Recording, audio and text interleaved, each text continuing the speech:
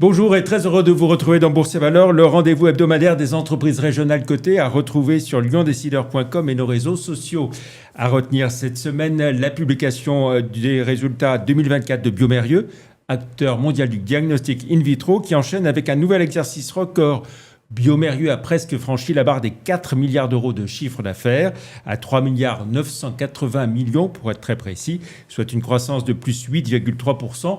Et même de plus 10,3% en croissance organique pure, de laquelle il faut déduire 91 millions d'euros d'effets devises négatifs. Belle progression aussi de la rentabilité, avec un bénéfice net part de groupe de 432 millions d'euros, qui bondit de plus 21%, si bien que le navire amiral de l'Institut Mérieux va proposer un dividende en hausse de plus 6% à 90 centimes d'euros, représentant une redistribution de 25% de la totalité du résultat net. En bourse, bioMérieux cotait 116,30 € mercredi soir, soit plus 12,3% par rapport au 1er janvier et plus 14,9% en un an. Sur les 5 dernières années, bioMérieux affiche un gain de plus 18,3%.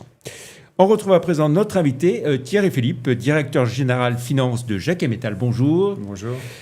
Jacquet Métal, acteur majeur dans la distribution des métaux spéciaux, présent dans le monde entier, Europe, Asie, Amérique du Nord. C'est ça, on est présent, on opère dans 24 pays,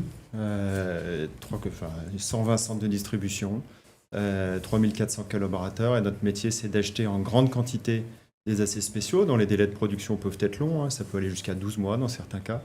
On va stocker ces aciers près de notre clientèle et pour ça, on a 120 centres de distribution sur 3 continents. Et puis ensuite, depuis ces plateformes, on va servir notre clientèle d'industriels. On a pratiquement 60 000 clients dans 60 pays. Avec trois grandes filiales, donc Jacquet. Jacquet, qui est la division Chappert, historique. En Allemagne, et IMS Group. On a Jacquet, c'est la division historique qui fait de l'acier inoxydable sous forme de tôle, qui est sur 3 continents. Elle fait un tiers de son activité en Amérique du Nord, le gros en Europe et puis ensuite en Asie, où elle a 7 centres de distribution.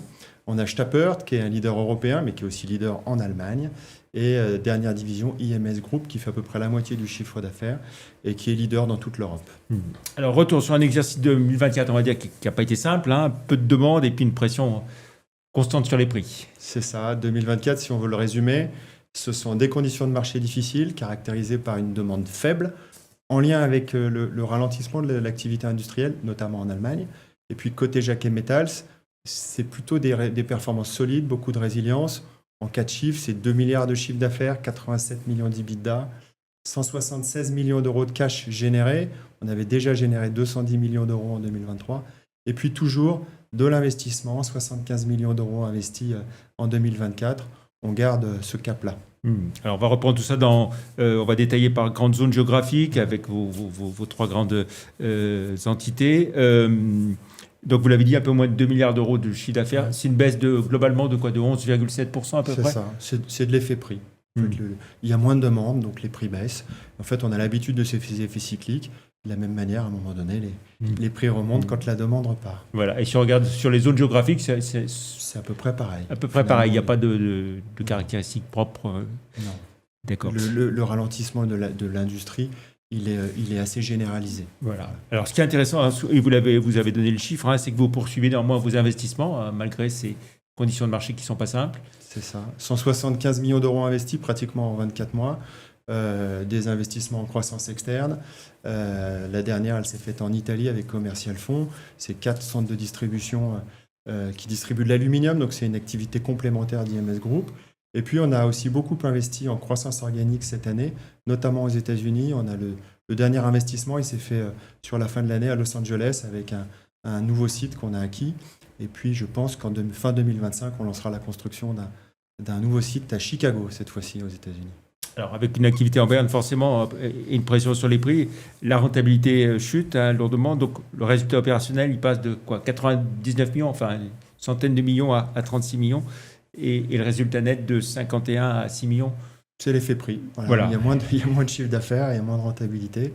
Et puis, voilà, la performance de Jacquet Métal est indexée et liée aux variations des cours des matières premières. Alors, un mot sur votre structure financière, vous l'avez évoqué, elle reste solide, flux de trésorerie d'exploitation positif de 176 millions. C'est ça. C'est-à-dire que Jacquet Métal d'abord est rentable. Il y a 90 millions d'EBITDA pratiquement. On a ajusté nos stocks, c'est-à-dire qu'on les a adaptés à la demande qui est plus faible. Donc on a baissé nos stocks et tout ça nous permet finalement de continuer et de financer intégralement, même de réduire notre dette, mais de financer intégralement notre développement. Voilà. Et puis alors, quand on regarde le niveau d'endettement net par rapport aux capitaux propres, très intéressant. Très intéressant. Vous pouvez aussi le regarder par rapport au stock et à l'immobilier. Vous verrez que c'est intéressant aussi. Voilà. Donc, l'endettement net est passé de 210 millions en 2023 à 175 millions. C'est ça. Voilà. Et vous affichez 658 millions de capitaux propres. C'est ça, exactement. Voilà. Et une trésorerie fin 2024 de plus de 350 millions d'euros. C'est ça. Voilà. Ça ferait rêver beaucoup de personnes, je pense. Très bien. Pour finir, Thierry Philippe, on jette un œil à votre parcours en bourse. Jacquet Metal cotait 20,70 € mercredi soir, plus 22% par rapport au 1er janvier, plus 13,8% en un an, plus 136% en 5 ans. Ça veut dire que oui, la bourse comprend bien que même si l'année a été difficile, l'entreprise est solide. C'est ça. Puis il y a plus de 20% à peu près en 3 mois. Ça fait toujours plaisir. Voilà. Dividende. La décision elle est prise traditionnellement au mois de mai, Oui. en prévision de l'Assemblée générale qui se tient fin juin. Donc, Voilà. on en reparlera dans 6 Mais il y semaines. en aura un quand même. Il y en a un tous les ans. Très bien. Merci beaucoup Thierry Philippe d'être venu dans Bourse et Valeurs pour nous parler des résultats de Jacquet Metal. Plus d'informations sur Jacquet Metal et sur toutes les valeurs régionales sur le site live.renext.com. Encore une fois, merci d'être venu. Je rappelle, vous êtes le directeur général finance de Jacquet Metal. Et la semaine prochaine, je recevrai Stéphane Leroux, le PDG de Spineway. Bonne fin de semaine. Merci, au revoir.